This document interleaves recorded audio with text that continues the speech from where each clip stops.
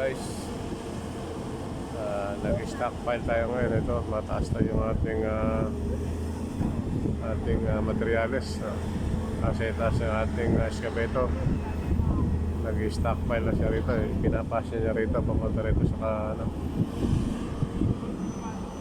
sa likod. Hanggang doon sa dulo guys. Yun, dito kung nakikita niyo yung level ng blanket, mga 50 cm up. Doon yung yung may marka na kulay pula. So guys, diretso lang ang ating pang-stockpile.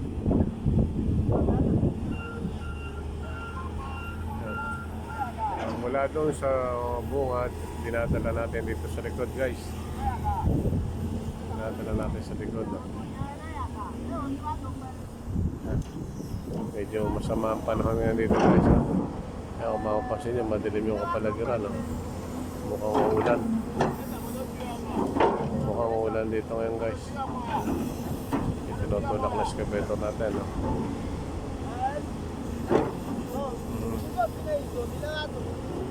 Stockpile ng excavated material. Guys ha, tulak lang siya ng tulak.